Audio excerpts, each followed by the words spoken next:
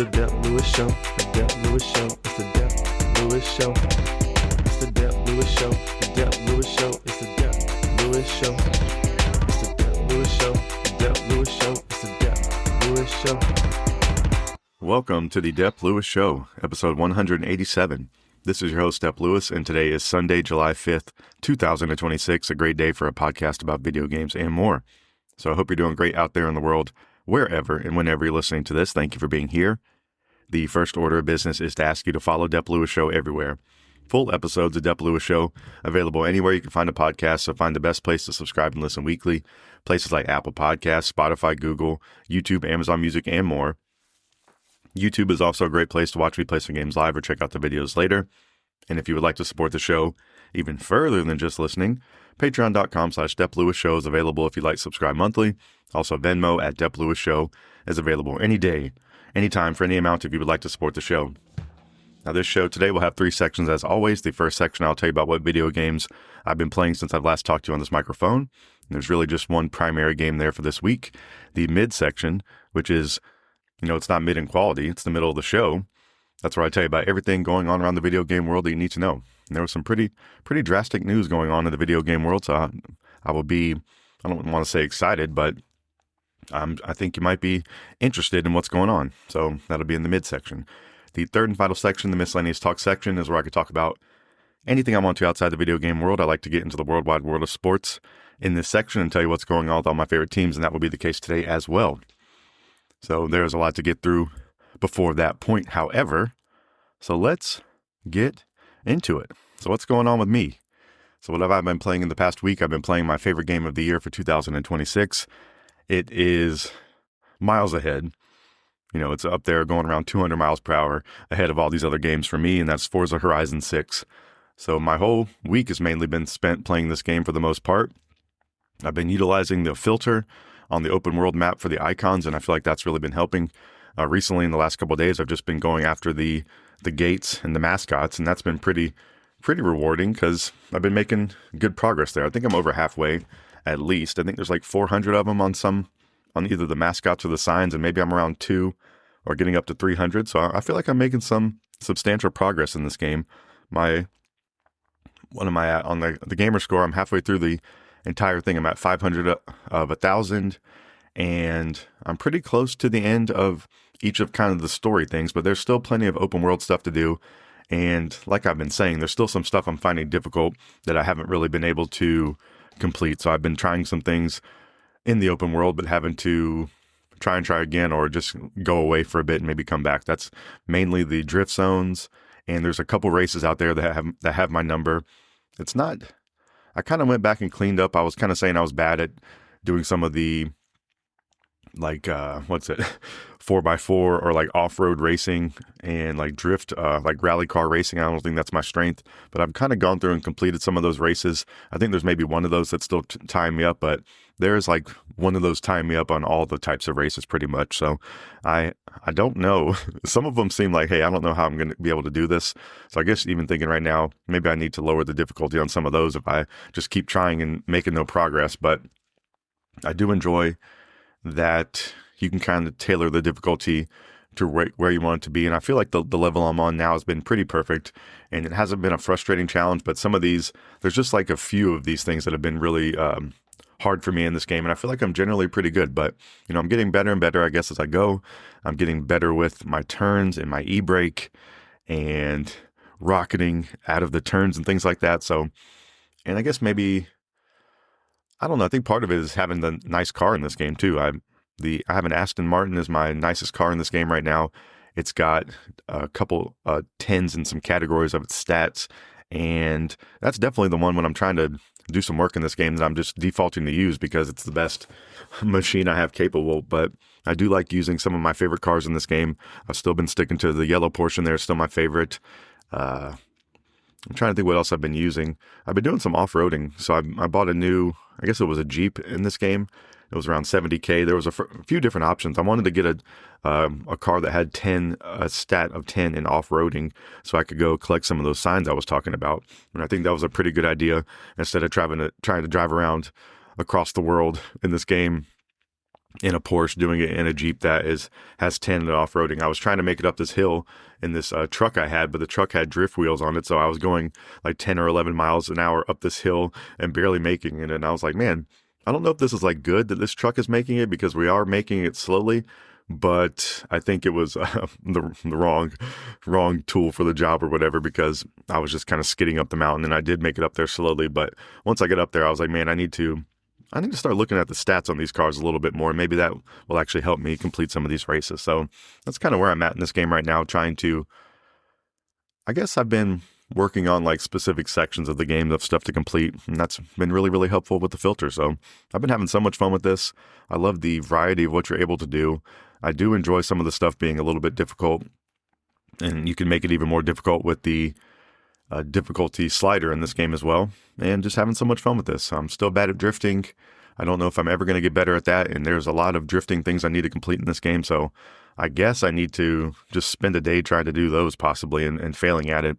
This morning I was doing some of the speed zones and failing at those. I was trying to drive this new Corvette that I got, and it's not one of my best cars. It's just a new car that I got that I wanted to drive, and going through these speed zones there, you're able to get 1, 2, or 3 stars based on the speed that you're going through these zones, and you can't fully complete the icon until you get the 3 stars on them. And I think I even got 3 stars on one of them, and they're still showing up on my map, but it's possible I didn't refresh all the way, so I need to check on that as well. But getting 3 stars on some of these things is pretty tough, and it's kind of like the same case with the jumps. Like, you really do have to put some thought and effort into it to get the 3-star finish on them. And that made me switch over to the Aston Martin that I have. That's my top car at the moment, to go do these speed zones. So I'm having to get better with driving this crazy wild machine, and I guess I am dialing it in a little bit. So I guess I need to be practicing with that car for the main. I guess maybe that's a thing that I need to think about now that I'm getting sort of closer to the end, but in some things that I find difficult, I probably need to make sure I'm using the right car instead of just one that I think is cool.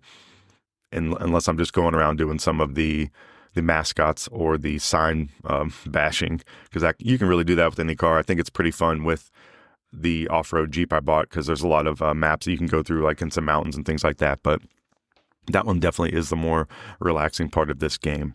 But Forza Horizon 6 is a wonderful video game.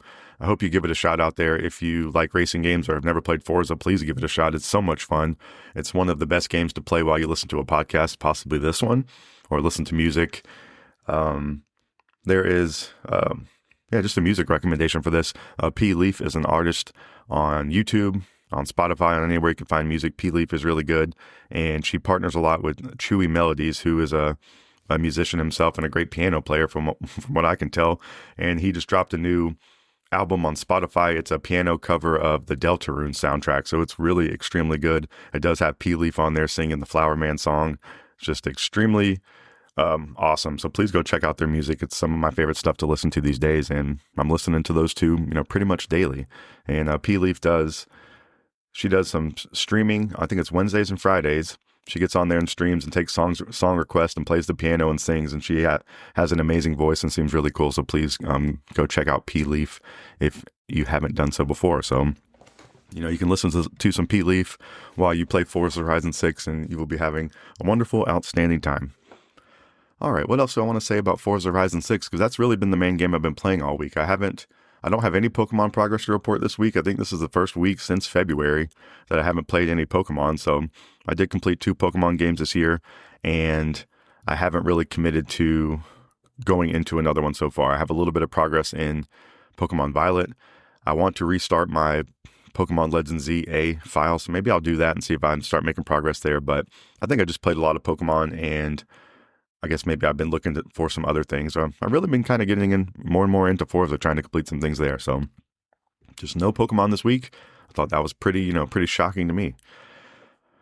But the only other thing I've really been playing, I don't have a ton of progress to report, which is very, very believable with this game for me. But I do love this game, and I think this game is going up my favorite game rankings, even with me, not making substantial progress, but I just really like everything about this game, and that's Persona 3 Reload. So I've been making the slightest progress in this game. I do have this game on multiple consoles downloaded, so it's like I'll jump into one, make a little bit of progress, jump into the other one. I think I'm really like 4 or 5 days behind between the two main files that I have going now, so I don't know why I'm doing this, but it's just, it's nice whenever I want to play this game that, if I'm on a certain console, I don't have to switch the input. If I'm want to play it handheld, I just like having this game available by all means, I guess, is what's the deal with Persona 3 Reload.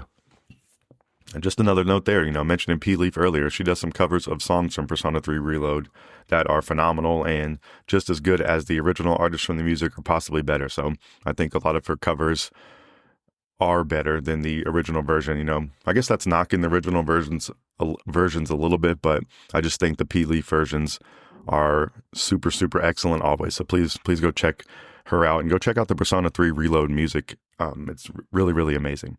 So I've been making some progress there. I don't have anything generally to report. I guess I've been trying to I've been thinking more about that game of like how to maximize what I'm doing, and I'm learning more about that game. I guess that's been kind of a big hurdle with that game. There's a lot of menu stuff, a lot of different systems and things it lays out and things you can do and options.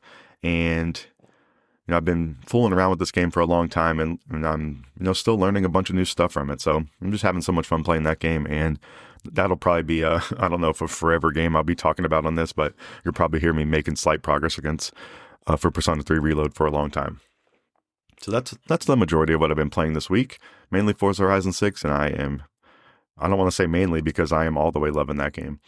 Overall theme of the year on the Dep Lewis Show is the year of the front log. So I am not focusing on a backlog, making a list of games to complete, or trying to deep dive into the back of a franchise if I don't want to. So my front log currently, these are games that I'm excited to play on day one. There's plenty of other games I'm excited for this year, but the two that I have on my front log right now are Marvel's Wolverine, which is September 15th from Insomniac Games, one of my favorite developers of all time, and then Grand Theft Auto 6, November 19th, the biggest video game release of the year, or possibly biggest video game release of all time. So everyone's excited about that, and I am as well. I'm wondering more and more how hot the game is going to come in, and I'm a little bit questioning that, but we will see. I think everyone in the world is waiting to see some actual gameplay from Grand Theft Auto 6, to see the HUD, see what's going on, and you would think we'd have to be getting that pretty soon. I think, they want to start, I guess they can kind of do their own thing with their marketing schedule, but, I think that's the thing everyone's clamoring for. We want to see a little bit of this game to become more confident that it actually is going to release on November 19th. So that is the update on the year of the front log on the Dep Lewis Show. So that's everything I got for you for this first section of the show. That's everything I've been playing: Forza Horizon 6, Persona 3 Reload, and an update on the year of the front log. So that is going to wrap up this first section of the show, and I'm going to play some lovely break music and come back for the midsection where I tell you about everything going on around the video game world that you need to know.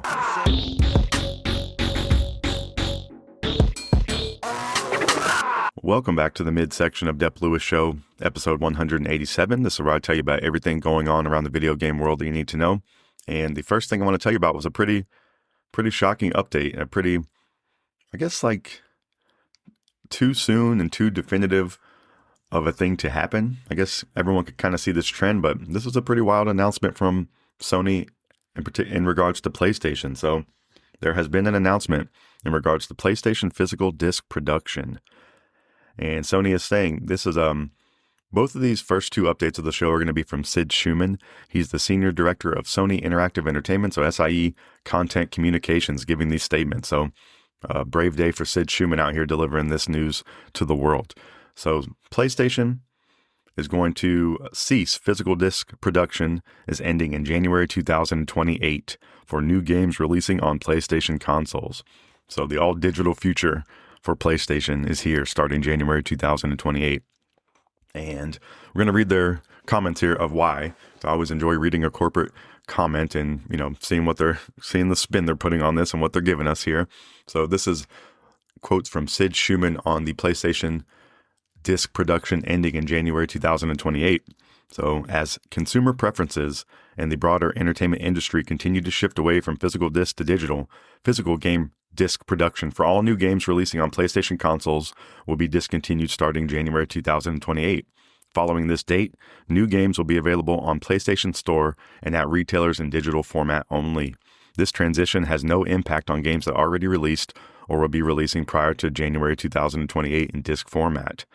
And I'm just going to read I guess let's talk over this quote. So they immediately started off, the framing and the context. I guess the framing here is what they're trying to do, or, they're always trying to get one over on you in these comments. So, or on us, because they're immediately coming out the gate with, as consumer preferences and the broader entertainment industry continue to shift. So they're saying, hey, they're passing the buck here a little bit, saying, this is what you guys want. This is what's happening out there. So we are going to make this change for you, kind of thing. So a little bit of a softening of, they know this is going to be met with a lot of criticism, and they're trying to, soften the blow there with that. So starting January 2028, they say this is a natural direction for Sony Interactive Entertainment to adapt to consumer trends as the general preference for digital media significantly outpaces physical disc. This transition will enable us to align. I love the word align always. There's always going to be the word align in a corporate quote. They're going to be aligning something up together. They're going to be, that's what they're born to do with these quotes. This transition will enable us to align more closely with how most of our community prefers to access and play games today. So I do think, the numbers here don't lie. People are buying a lot more digital games. I guess with PlayStation specifically, we're going to talk a little bit more about other developers or publishers in a minute, but that is the case. And I just think most people probably do.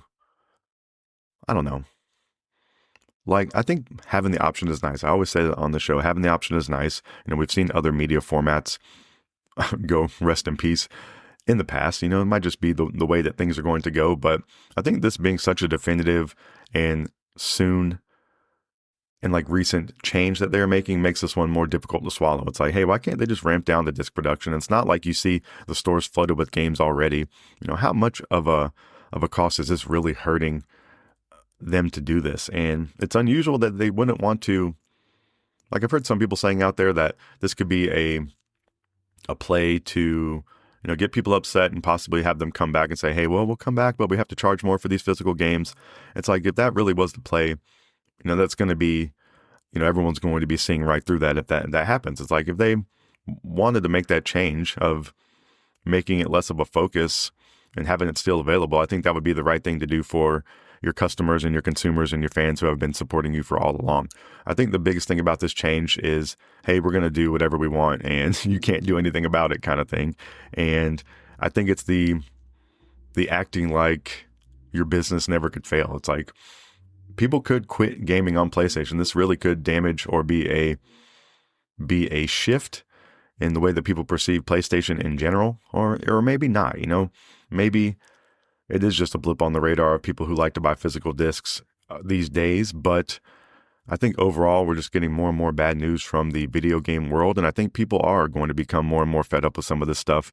And you're going to be losing some of your fans. I've saw another take on this was, hey, you really need to quit being a fan of these corporations and companies because they aren't going to disappoint you. It's like they're really out here trying to get your money is the main thing. And you might be setting yourself up for some heartbreak or whatever, some hurt, if you really are supporting them like a fan. It's like they haven't really been, most of these companies and developers and everything, publishers and everything have been acting pretty poorly recently. They've been making bad decisions, and they're still looking at us trying to frame it in a way to appease us. And I think possibly some of this stuff could work, or it could be okay. These are giant companies. They are putting out great games and still producing some good things and great consoles, but I think they're playing in some dangerous territory here. And I don't know. I don't understand why they would be necessarily doing it this way. It really can't be that much of a cost. Like, they're going to have one little blip in a quarter that's going to be showing, hey, we went up by this percent because we cut off this portion of our business. But, maybe we alienated a strong portion or one of the most passionate forms of our fan base. And that's really what they are really disregarding here. I think that's really kind of the main takeaway here. Yeah, a lot of people do buy digital games. Yeah, a lot of people do a mix of digital games, or, maybe as the future goes on, digital will be the way, but that is not, being dictated by us. That's being told to us from these companies. And I think that is the thing that feels bad about it. So I feel like whoever the company out there that can remain giving the options, I think people would be willing to pay a little bit more for physical. If that's just the case, I think having the option is nice. And I think with these quotes, as always, I think they need to be more straightforward. They're always kind of, I'm going to say, bullshitting with saying that they are transparent. These quotes are framing. They are trying to persuade. They are trying to change your mind. They are trying to give you a narrative, and which might not necessarily be true, and it might not be congruent with the way they're acting out there either. So I think it's just worrisome, especially if you are a fan. I mean, it's fine to be a fan of stuff and enjoy a particular console or, playing on a particular platform. But this is a really big change. I don't think, I think from time to time, I don't like I go back and forth on, where to buy my digital games or where I'm building my digital platforms. And I think that is a pretty big question. I think I don't have the clear answer to that. I like playing on different platforms for different reasons. I have different catalogs of digital games on different platforms, and I think just going forward, I need to figure that out a little bit more, especially if it is going to the more of the all digital landscape of which one I would want to support the most, because that's been something I haven't really been able to figure out for myself. And I guess, it's nice to have the options of different consoles if you're able to. So I don't know. I'm sad about the options being taken away here is my main takeaway. And I don't know. I would like to see some more information on this of what's going to be. It's like, I guess their next console obviously is going to be all digital, and it'll be interesting to see what this does to the prices of PlayStation 4 and PlayStation 5 games on the secondhand market. That'll be another interesting thing to see. And let's get through the rest of their corporate quote here about the PlayStation ending the physical disc production. I don't know if we read this part already. This is natural direction for SIE to adapt to consumer trends as the general preference for digital media significantly outpaces physical disc. I think we did say that. We'll continue to prioritize resources to drive innovation and how players can, and this is getting into some very, very flowery wordplay here. We'll continue to prioritize resources to drive innovation and how players can access games and provide choices as to where players prefer to purchase. It's like, no, you're not doing that. Whether that's at retailers or PlayStation Store, they are giving you one outlet to buy games, and they're trying to tell you that they're going to be looking into other ones. It's like, we already had the other ones. We remain committed to delivering a world-class gaming experience to our fans, and we thank you for your continued support. It's like, you better be hoping that people's continued support is going to be supporting you, and you better not take for granted people's support, because it could go away. Even these giant companies, it could go away, and I guess for some of these giant companies, it's harder and harder for it to go away, but it's possible. All of these things can come to an end or quit being supported, and that's why you gotta be acting right out here. All right, so that's the update on PlayStation physical disc production. Very sad news there. All right, so some more information from PlayStation. This is also some more news delivered to us from Sid Schumann. This one is a little bit more, I guess. This one seems more of like a normal cadence in how things would happen, but the announcement here is the PlayStation Store for PlayStation 3 and Vita is closing down. So these are more quotes from Sid Schumann. After nearly 2 decades of supporting the PlayStation 3 console generation, we wanted to let you know we will be closing the PlayStation Store on PlayStation 3, as well on PS Vita. PlayStation Store on PS3 will close in select markets starting this year, followed by global closures for PlayStation 3 and PS Vita next year. That means new content purchases will no longer be possible once the PlayStation Store closes on these devices. To ease the transition, players will still be able to download previously purchased content after the closing date for the foreseeable future. So some more quotes on this. As the PlayStation Store continues to evolve to support modern commerce systems, including, this is another instance of too much information. We don't need to know all this. We just need to know the dates of its closing. This one is not that hard of a pill to swallow. I'm sure, like anything, having the option of having these things open is nice, but this is giving people enough of a warning to go buy these things. We don't need any extra information here, I would say. But to support modern commerce systems, like that's the thing, you guys should be worrying about the modern commerce systems. Keep some of this stuff behind the scenes is what I would say going forward, including updated payment processing standards. Like what regular person or any person cares about what they're doing to their payment processing standards? We really don't care. We want to purchase a game from you and play the game and have a nice functionality of that. And no one in the world is thinking about you updating your payment processing standards that doesn't work at your company. PS3 and PS Vita are no longer able to support these updates at the level required. This is more, if you wanted to, you could put the resources in to make this happen. This is like, why do they have to give these cop-outs to these things to try to make people feel better. I mean, they're trying to, but it's disingenuous. PS3 and PS Vita are no longer able to support these updates at the level required. As a result, we will need to close PlayStation Store on these devices in the time frame as follows. All they need to say is, hey, we don't find this financially feasible to support this anymore going forward, and we're sunsetting this. Please, look to the PlayStation 4, PlayStation 5 store, blah, blah, blah, blah. But no, they got to give you some spin always. So the official dates, Mexico, Honduras, and Nicaragua PlayStation Store and PS3 will be closing August 2026. So that is pretty soon if you are in one of those countries. Additional Latin American and Middle Eastern countries, PlayStation Store and PS3 will close starting late 2026. And then all other countries, PlayStation Store and PlayStation 3 and PS Vita will close in July of 2027. So you have about a whole year in a lot of countries to still purchase games on the store if you want to for one of your older platforms. But I guess the big argument is about this is the all digital future is, slapping us in the face right now. And with some of these consoles, you're really going to be dependent on your console holding up.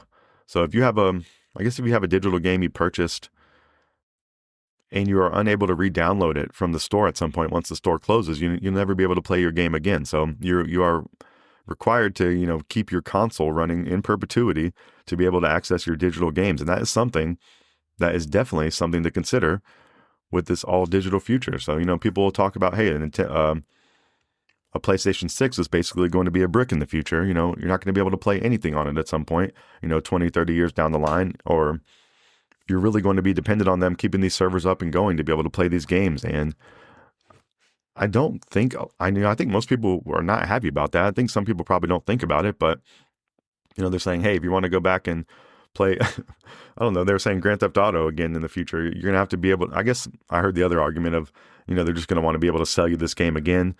And that's very, very true. So, none of this stuff is, they'll try to sell you on the convenience, but this is all, money in their pockets, and they're trying to keep the money in their pockets and keep their expenses low and, get as much money as they can without having to put as much out as they can. That's everyone's game plan out here, I guess.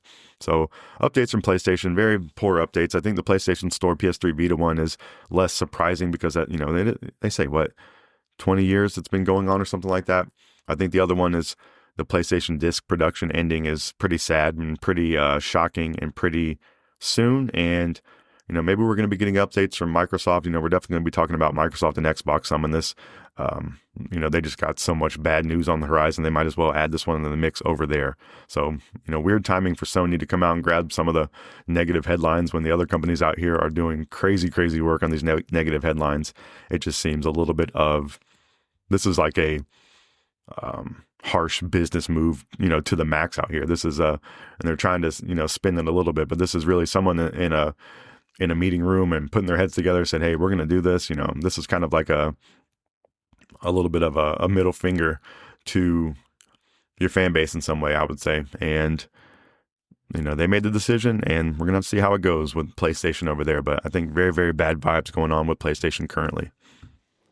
All right. So moving over to Nintendo, I just want to make a quick note that per their latest financial report, it does look like that physical games for Nintendo make up a significant portion of their sales. So for 2025, it's not the majority, but it is a strong percentage, and I think a percentage that cannot be ignored. So possibly, if you are a physical video game fan, maybe, lean a little bit towards Nintendo. It's not like, they possibly could change up their tune on a dime. So, I wouldn't be too loyal. Like, I think is pretty decent advice, but their numbers from their last 2 years, 2025 digital game sales make up 53.5% of their sales. So that's leaving 46.5% in physical, which, that's a very significant portion of their sales.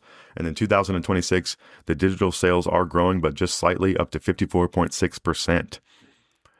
So still a very strong portion of physical sales. And I don't think that's something that can be ignored or flipped on a dime. And I just found that interesting and very beneficial for Nintendo to have those numbers floating out here in the week where Sony is quitting the production of physical discs. All right, so a little bit of a nice note there from Nintendo, which I think is doing generally pretty good. They've had to raise the price on their console, but their console, the Switch 2, is one of the most affordable consoles out there on the market right now. It's a very good third-party machine. They have stepped up their third-party prowess for this console. It has the benefit of having Nintendo first party, which is exclusive and elite and has some very, very amazing experiences on there. So I think that they have a lot of things and most things going pretty positively over there at Nintendo is my take on it. All right, and getting to some more negative stuff, talking about Xbox. I don't think there's been any official layoffs announced in the last week. It's been a lot of rumors. A lot of people are saying that these aren't going to be announced until after the fiscal year ends for them, which I believe is very, very soon. So I think some of these big, devastating news reports are going to be coming out for Xbox soon, and I'll be talking about those on this show for sure. But the rumor mill says for Xbox, it looks like they're ending contracts and cutting vendors ahead of expected massive layoffs. It seems like the larger layoffs internally are expected soon. And also it's being reported, I think, from Jason Schreier that their main PR agency, Assembly, has started layoffs last week. So they are seemingly gutting the brand over there. Asha Sharma coming in to do their 100-day plan. And it seems like they are making sweeping, devastating changes over there to Xbox. And really, they had the one positive thing they had going on for a long time was that Xbox Game Showcase, and maybe even some of putting their games on the other platforms. And they are doing a turnaround. They just threw us a little bit of good stuff out there amongst a whole mountain of shit, it seems like. So that's what's going on with Xbox, but a lot of rumors on layoffs, and I will certainly be reporting those on the show and talking about them when they officially happen. But it seems like all of those are brewing, and I am sorry to hear that. News with Xbox Game Pass. This is more rumor milly stuff, but Microsoft is reportedly pausing new third-party Game Pass deals. So I think their Game Pass business is failing, and they're looking to make some changes over there, possibly save some money. They're probably going to raise the price and take more games off of it, would probably be the case here. And it's just inexplicable almost how some of these companies are handling these scenarios and how they can come out into the public and be acting this way if they are really serious about, making this part of their business work. It's just wild to me. And they're acting like they will have support for forever, and it's not the case. There's nothing out there really that should be getting your support forever if they're treating you poorly. All right, so that's the Xbox Game Pass deal. So reportedly going to be having less games on there in the future. All right, we're going to get out of the poor news here in a minute, but Call of Duty Modern Warfare 4 is a game that's coming out this year on October 23rd. And the news here is that Xbox Game Pass members, Call of Duty Modern Warfare 4 won't be available in Game Pass at launch. So less of an incentive to sign up for Game Pass. So it's like they're kind of trying to ruin their own business here. It seems like a little bit over here with Xbox. Game Pass availability starts holiday 2027. So that is a year away. If you would like to jump in on day one, you'll need to purchase the game, which is just very funny that they say it like that. So this is releasing on October 23rd. And a war erupts on the Korean Peninsula as North Korea launches an invasion that threatens to destabilize the world. So I don't think anyone has too much hype for Call of Duty Modern Warfare 4 besides the loyal Call of Duty fans. It's kind of like a Madden fan base. It's people that primarily they don't probably play a ton of games, but they have their couple of favorites that they'll play each year.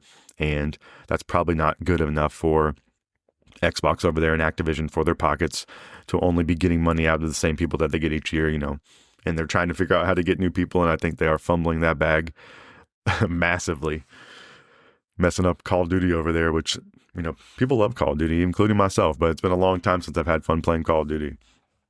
But, so it seems like Xbox Game Pass is not going to be getting the top games that you'd want to get on there, along with raising the price. So just really, really head-scratching and disrespectful out there to us video game players. All right. One more sad story before getting into some, more positive video game news. And this one's from IO Interactive. And this is not something I was familiar with. They were working on a game called Project Fantasy. It's they describe it as a world and an IP that we are absolutely love and remain 100% committed to now and in the future. This wonderful universe will see the light of day. But the first thing they want to say is, this is from IO Interactive. Dear gaming community, for a good while, it has been all positive news from IO Interactive. So another one, it's like, get to the point here. We don't want to, they're trying to give you some good before hitting you with the bad. It's like they're playing good cop and bad cop on you.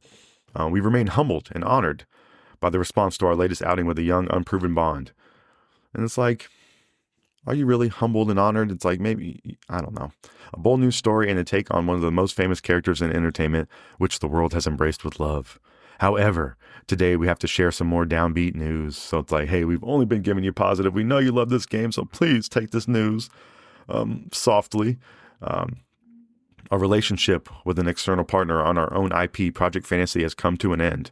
This means we have to adapt to this new reality and its short-term consequences, including staffing decisions, which is what is happening as we write this update, and we are fully committed to supporting those affected through this challenging transition.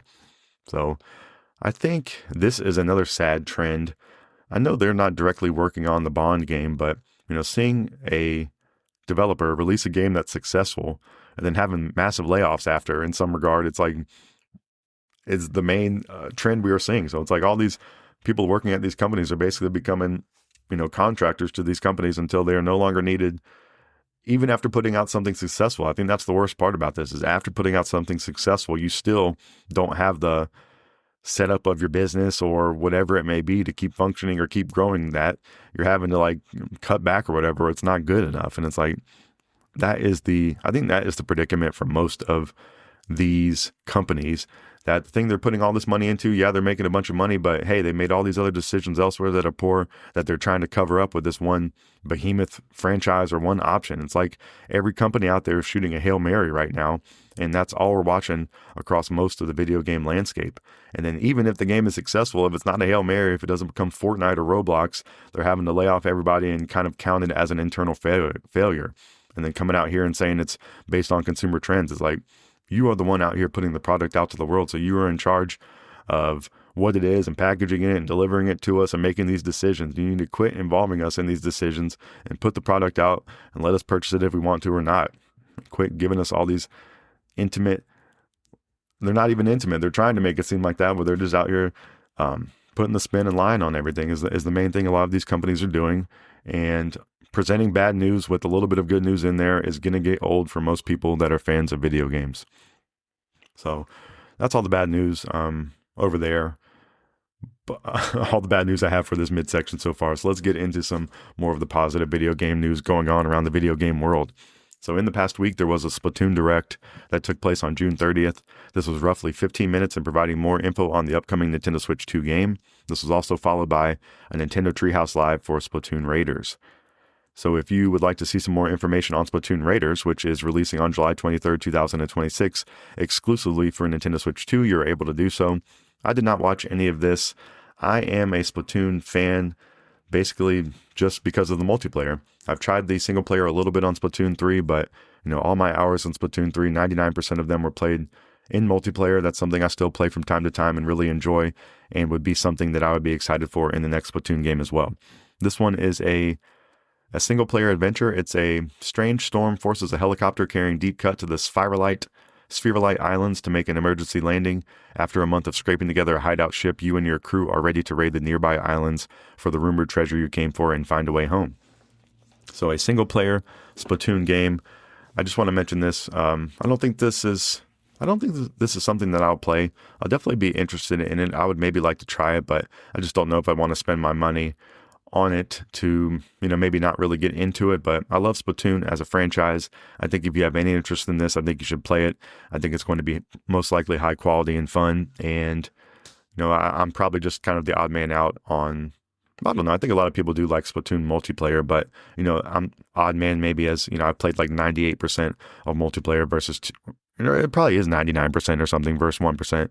Multiplayer versus single player for me on Splatoon. But there was a Splatoon Direct last week for Splatoon Raiders, so if you want to check that out, it is available on YouTube right now. All right, Mario Kart World, a really fun video game that released last year with the launch of the Switch 2, has 2 new Knockout Tour rallies have been added. So I have never really even tried Knockout Tour, but that is one of the most popular modes, I would say, from this game. I think a lot of people enjoy playing this multiplayer, and they have 2 new tour rallies that they can play right now.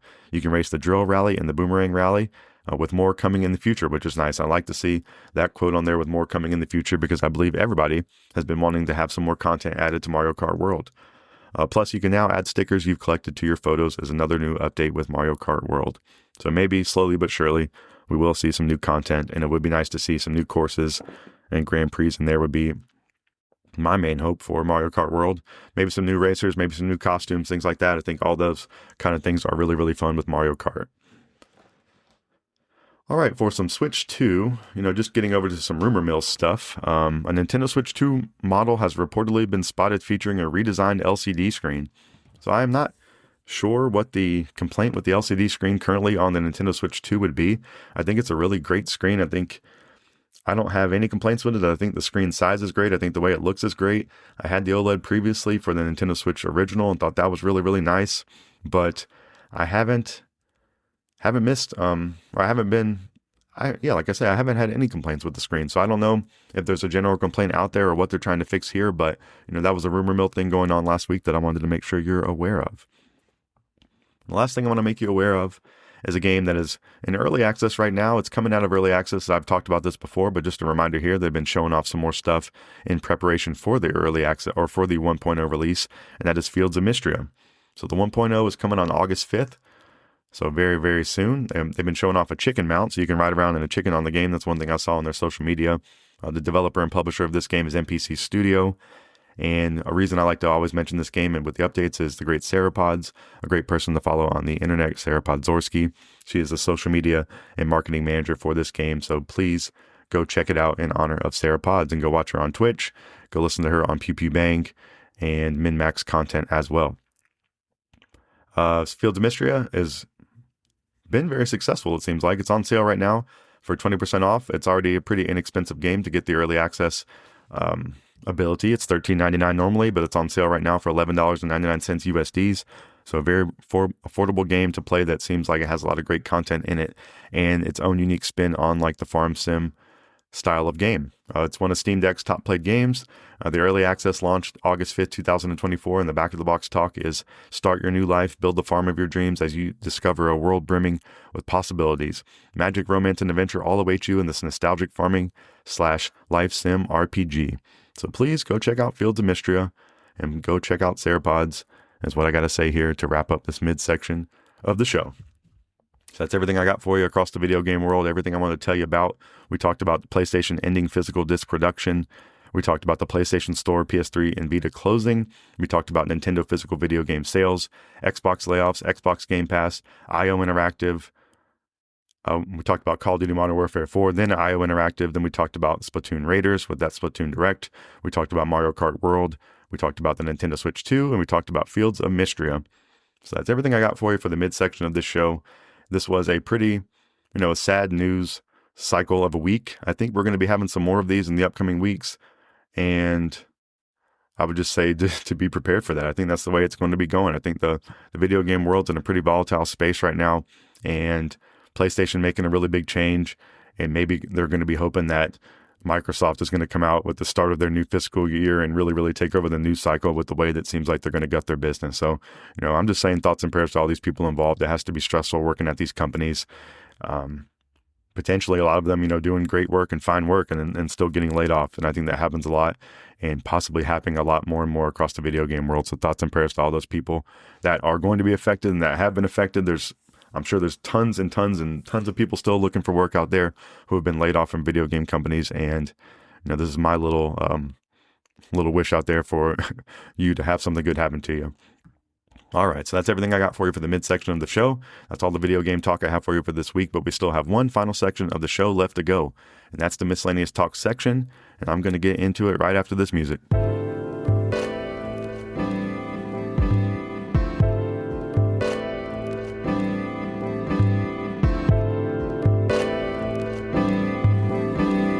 Welcome back to the final section of Dep Lewis Show, episode 187. This is where I can talk about anything I want to outside of the video game world. So I want to get into the worldwide world of sports as always and tell you what's going on with all my favorite teams. Starting off with the NFL, my favorite team, the Carolina Panthers. Nothing to report there. It's the offseason for them. We're just looking forward to the first preseason game, which is the Hall of Fame game taking place on Thursday, August 6th.